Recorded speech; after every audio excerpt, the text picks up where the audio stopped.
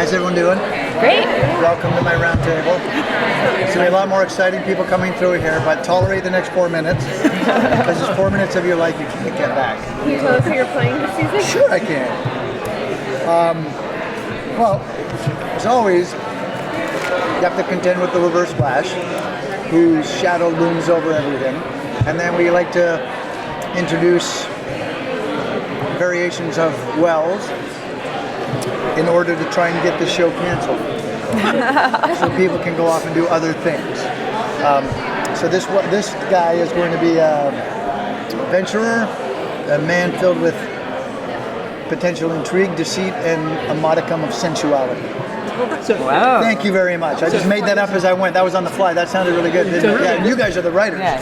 So we do this kabuki dance every single year. So I'm going to ask you this: what is the one question you don't understand? So that if you avoid it, Can I tell you, what do you guys think, like, as people who know what you're doing, what question do you think I get all the time? The question I get all the time is, which is your favorite wow?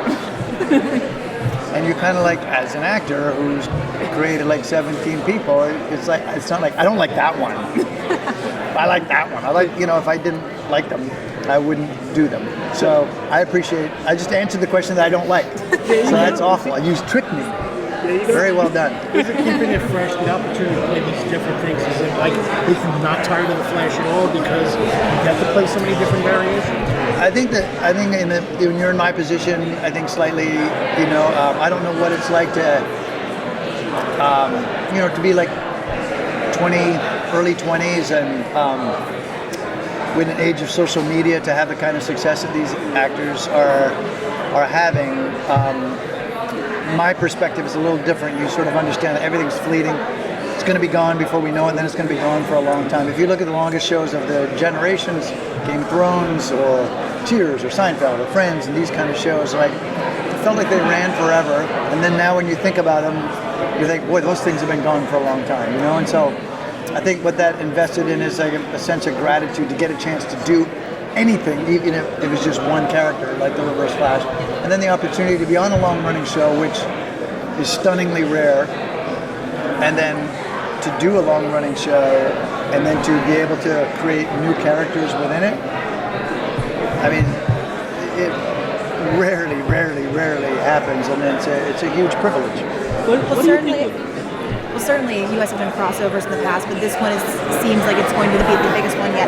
For you as an actor, what has the preparation period been like, and how is it different from the previous crossovers that you can speak to without, I imagine, massive spoilers? I don't know, like for us, it's interesting. Like I directed the 100th episode. When you direct a crossover or 100th or something along those lines, there's a massive amount of preparation that goes into getting the storyline right. But for an actor, honestly, I mean, we get maybe more credit than we're due for the crossover, because ultimately that's a culmination of work of so many people.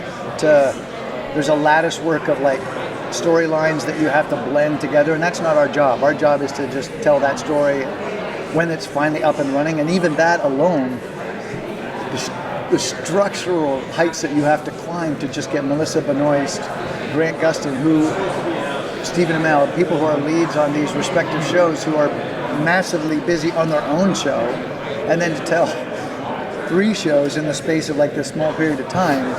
The first ADs, the first assistant directors who are responsible for making the schedule work, it's a stunning achievement. I can't really impress upon people like how incredibly difficult. Phil Chipra, who's our on the Flash first assistant director, has a military background, and when you watch, like, it'll be like Melissa available 2 to 4, potential conflict, David Ramsey, and then Grant Gustin available 1 to 2, and they have to like blend all these things together, and then like what you see is like everyone's focused on the creative, which they should, but the undertaking alone is incredible. And then as actors, we get our faces on the posters like the bad SS Reverse Flash or whatever we've done in the past. It's a massive attention grab, but the people who should be getting the credit are the people that allow us to be on the screen alone.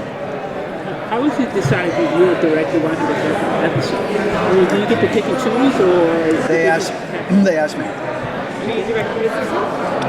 Yeah.